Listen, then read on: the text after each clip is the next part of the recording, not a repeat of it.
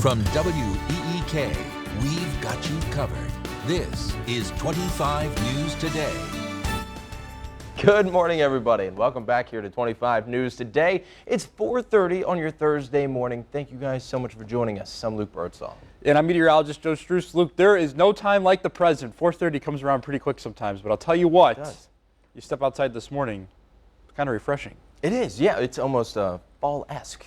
Yeah, it's a good way to put it. And I think yesterday was nearly picture perfect, a little breezy through the afternoon, but I think a lot of people were happy to maybe break out the hoodies last night a little bit, and I think you can do that this morning as well. Maybe you want the extra layer out the door. 56 degrees looking towards the Peoria riverfront. Of course, the Murray Baker Bridge lit up nicely this morning. Metro temperatures in the Peoria area as low as 51 degrees in Roanoke, 53 Metamora. Compare that to a couple of the warmer spots, 58 Hannah City, 60 degrees in Peoria Heights. Over in the Twin Cities Metro, McLean County, 52 degrees, your cool spot in Cooksville, 53 Leroy, Towanda on the campus of Illinois State University, and 58 degrees in Hudson. Here's the key today. We stick with very, very comfortable air out there in terms of our muggy meter. Sets up for another gorgeous day for us on a very nice September day. 73 degrees by your lunch plan, 78 by 4. I think we actually come in a few degrees cooler than yesterday. Comfortable out there, mostly sunny through the afternoon. We're tracking that picture-perfect September weather for now and prolonged dry time.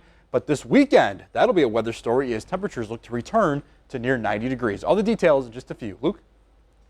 Joe, thank you so much. Well, lawmakers are back in Springfield for another attempt to pass a clean energy bill. But Republicans are demanding that they re-examine ethics reform. Governor J.B. Pritzker recently vetoed an ethics bill that received unanimous support from the General Assembly, requesting a minor change. The bill would bar lawmakers from becoming lobbyists within 6 months of leaving office and would ban elected officials from any lobbying activities altogether. But the measure doesn't give the legislative inspector general power to investigate corruption among different lawmakers. Republicans say it should. I think this should really be a call to lawmakers to wake up and pass something that isn't window dressing, but will actually get to the foundational problems that allow this culture of corruption in Springfield. Most Democrats say the bill that they passed and the governor vetoed is a step in the right direction. They hope to address the governor's suggested change and pass the bill a second time today. And police are still searching for a suspect in a Saturday night car crash that injured 3 people.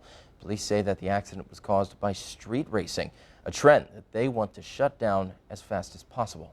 25 News' Alex Gall has more from Peoria Police. Peoria police say this white sedan left the scene of a Saturday night crash at Sterling and Reservoir. The wreck left 3 people in the hospital, one of them fighting for their life. Police say the cause was street racing. It happens a lot more often than it should. Scott Cook with Peoria Police says strict speeding enforcement and raising awareness can help buck the trend. But the community here is approaching the 1-year anniversary of another street racing crash in September 2020 that killed 4 young women. There are now 4 lives lost due to something that only takes a matter of a few seconds to become involved in. And people really need to stop and think before they get behind the wheel. Diamond Williams is one of the 4 women who died in that fatal crash. Last month, her mother told us no one else should have to deal with that grief. It was a big thing around Peoria, but all the drag racing, all the street racing and stuff need to stop.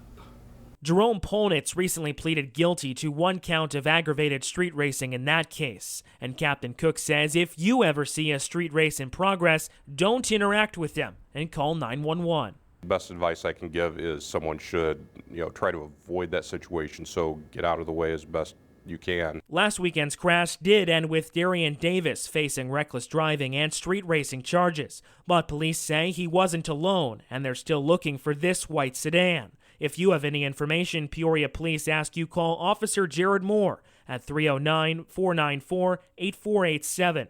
I'm Alex Gall, 25 News, Peoria. All right, Alex, thank you so much. Well, McLean County just hit a 4-month high for COVID patients in their hospital.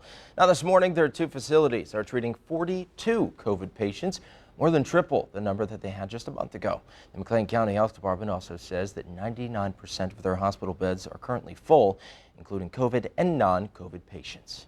And the Tri-County health leaders will be providing an update today on the fight against COVID-19. A briefing is scheduled to take place at 3:30 this afternoon. Now, this will include leaders from the Peoria City and County, Tazewell and Woodford County Health Departments.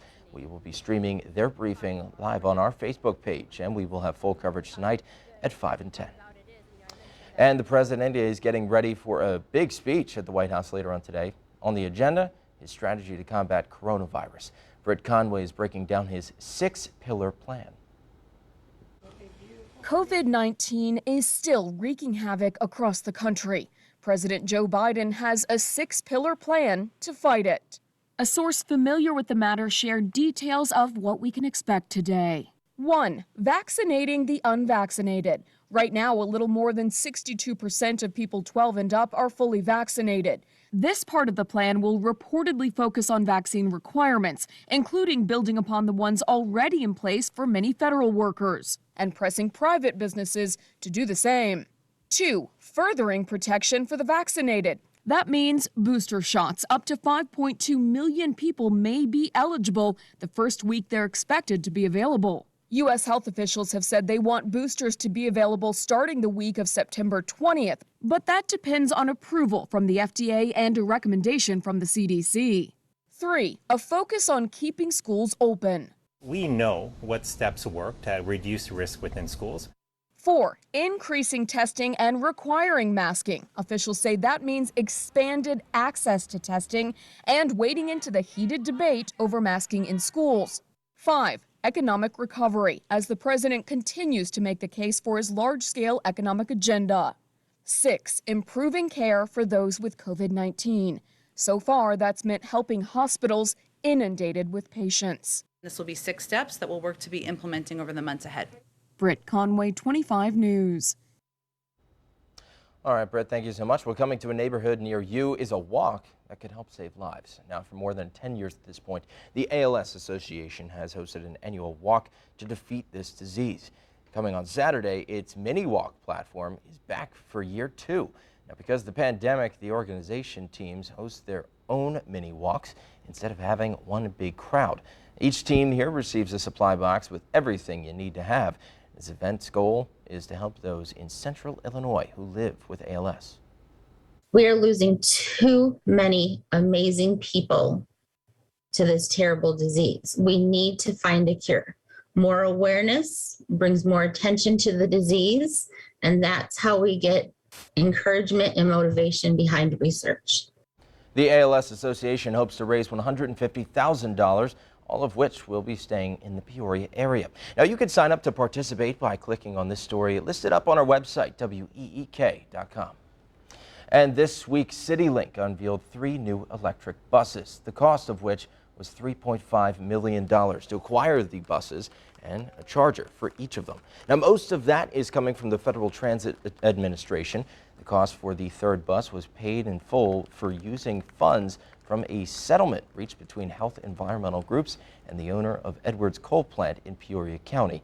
These buses are apparently easier to maintain.